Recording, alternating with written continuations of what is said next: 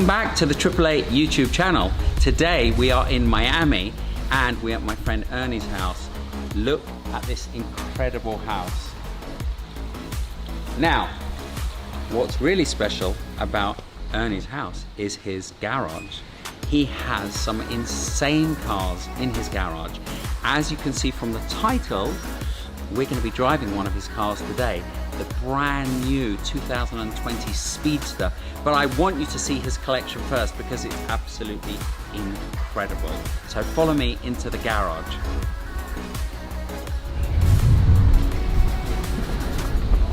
Look at this insane garage. Look how clean the floor is. I've never seen a garage this clean before. And we have 3 incredible cars for GT. Let's bring on Ernie to introduce this incredible car collection. Hello Ernie. Hey, Mark. Welcome to the channel. Let me just take these off. Not sunny inside. So, what an insane collection. Thank you. So, let's start with this, because this is the most expensive here. It is. Yeah. It's got tremendous value. And you're not allowed to sell it. No, but nor will I ever.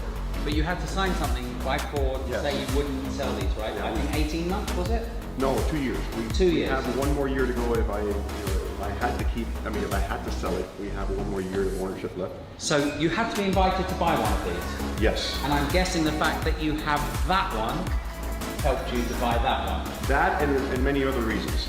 Right? What are those reasons? Well, the reasons are that I was the first person in South Florida, Miami particularly, to have an 05 Ford GT. Right. And I've driven it. I love every second. So you bought that new in 2005? Brand new. As a 40-year-old man, I got to a dealership and I said, here I am, I want to buy that car. And Was it in the dealership or you had to order it? I had 2 You just options. walked in? Yes, I had 2 options, white, blue, and a blue-white. Has that got a stripe? Because I can't see. It has a stripe. Down the middle, yeah? Yes. A white one. And then the side stripe, I deleted it back in 2013. Let's show people the car. Look at that. So what's the colour on that? That's midnight blue. It's beautiful. But it's a wonderful car, completely different. And how many miles on that? It's got 9,000. Only 9,000. Only 9,000. Okay, and have you tracked this? I have. You've taken this to where? I've taken it to 3 track sessions. Right. Twice to Homestead and once to Daytona. Amazing. And then you've got the best Porsche ever made. Well, the fastest Porsche ever made, not the best. I'll tell you, it's so different, so unique. Well, I've driven one of these and it is fast. What's this? I'm trying to elicit some laughter from Yeah, police. you want the case- police to come up and you think they're going to laugh at that. I like that. Okay, I like that. That's the idea. Okay, so let's go out and see the car that we're going to drive today. Let's go. Something very special. I might need my sunglasses for this. So Ernie, what's this on the back of your Speedster? So that is my channel, my YouTube channel. That You've we're got a working YouTube on. channel? I do. You trying to compete with me? No, actually, we're gonna collaborate on this. This is our first collaboration. Excellent. So your YouTube channel is GT Dreamer. GT Dreamer. How did you come up with that?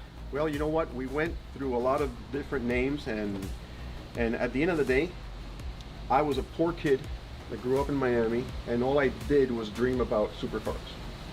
So I thought it was fitting that the name, the GT meant Dreamer. something for for me other than just having a catchy car name. Amazing, amazing.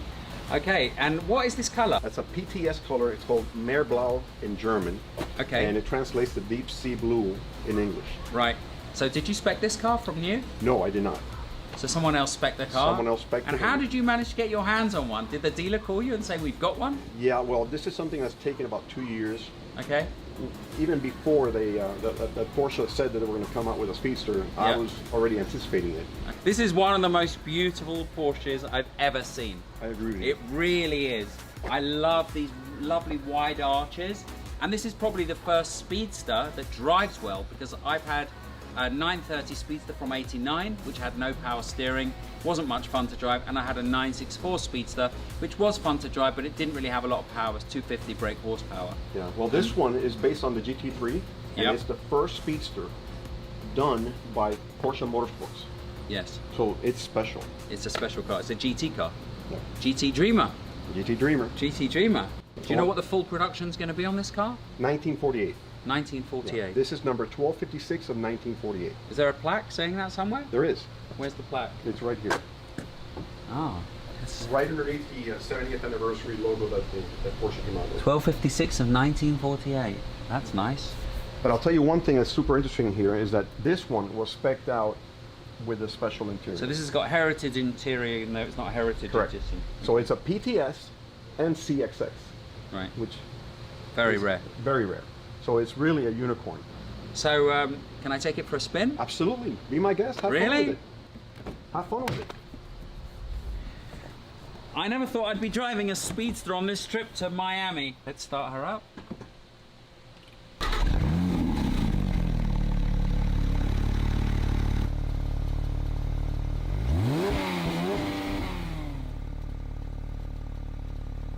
So we're going into this special development in Miami called the Gables, and we're gonna let you see some lovely, lovely B-roll with these beautiful houses where I think this car is in its element.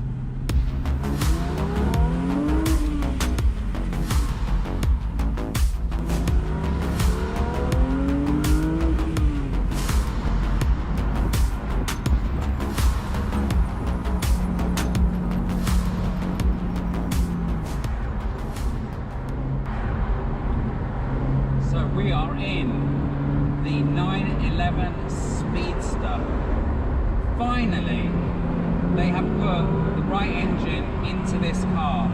This now has a GT3 engine producing just over 500 brake horsepower. As you would expect, it feels sensational to go through the gears up to the red line, which is at 8,500 RPM. This one looks absolutely sensational with this interior. I love it, I love it, I love it. You know, I've got a Boxster Spider 981 naturally aspirated 3.8 litre flat 6 engine, and I've driven that for the last year and I love that car. And this has some of those characteristics. The shape of this car is what makes it really, really special. As with all Speedsters, you know, they may not have put the GT3 engine in this car before, but they all looked really, really special with that manual roof and no back seats. It's so nice to be in a convertible where you can take it all the way up the rev range with a manual gearbox. Lovely, lovely, lovely car. The manual gearbox is exactly the same feel as a 911 GT3 Touring. It's very slick, it's very easy to use. I think what makes this car special is its individuality and its uniqueness. They're not going to make too many of these cars, and so you're going to stand out even if you go to a Porsche meeting with one of these. You'll probably be the envy of a lot of people. These are now fetching in the UK £300,000 on the used market, so a hefty premium. So I've just jumped out of the car after driving it for about 20-30 minutes, and I just wanted you to see how beautiful this car looks. And look at this backdrop. Look at this incredible place in Miami. It's absolutely sensational. And this car just looks perfect in this environment. Look at this beautiful rear hump. I love it. And the nice big arches. It just looks incredible. Look at that.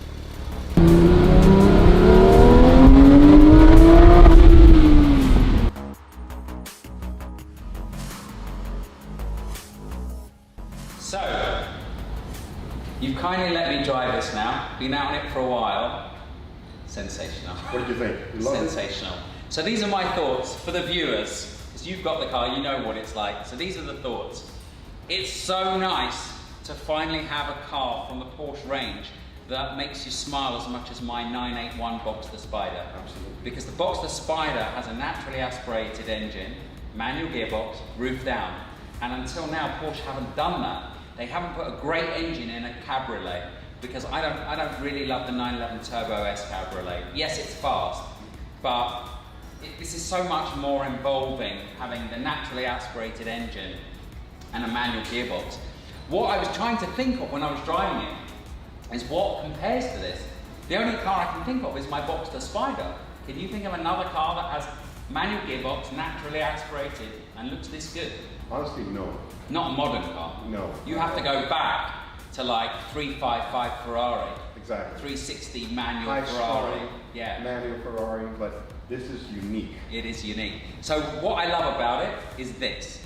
The naturally aspirated engine goes all the way up to 8,500 RPM, and you feel it. It's fantastic feeling going all the way up the rev range.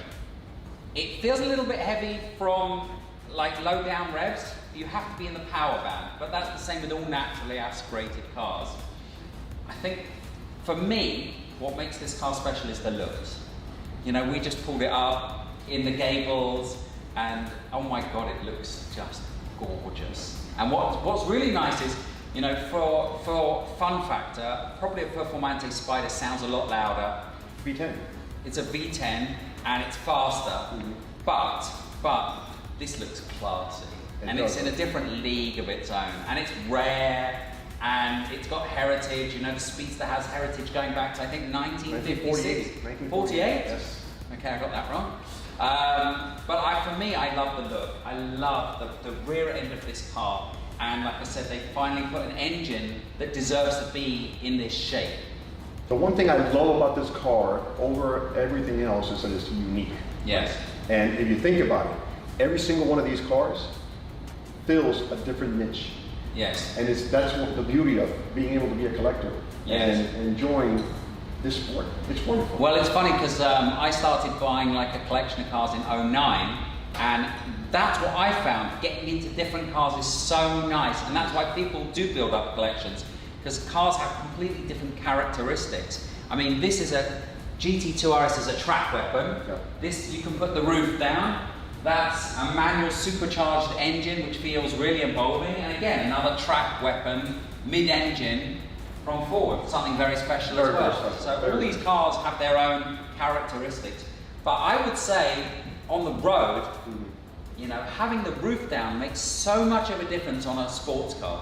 Because it lets you get involved with what's going on around you. You smell the fresh cut grass. And you don't have to go that fast. No. That's the key to a convertible, I think, and that's the key to this car. You can enjoy this car, and you don't have to be going phenomenal speeds like you do in a GT2 RS. Exactly. So on a GT2 RS on the road feels, I think, a little bit restricted. You know, you want to put your foot down, but as soon as you put your foot down, you're breaking the speed limit. Illegal. Whereas this, you can take it up to 8,500 revs and you can enjoy the speed at legal limits. Yeah. And that's what makes this car really special. The fact that you can enjoy it at low down speeds, put the roof down. A very, very, very special car. Thank you for letting me drive it. My pleasure. Go and follow Ernie on YouTube.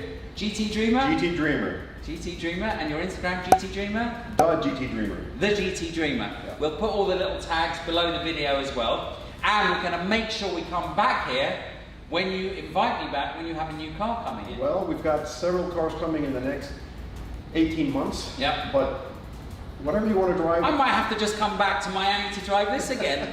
I love this car. We've got a few other ideas that we might find you Fantastic. a nice car to drive around. Fantastic. Thank you very much, Thank Ernie. you. Everyone, thank you for watching. Please subscribe. I'm going to be filming a lot more in Miami. So you're going to be looking at beautiful cars like this more often in the sunshine, where it's easier to film. Go subscribe, follow me on Instagram. We'll see you soon.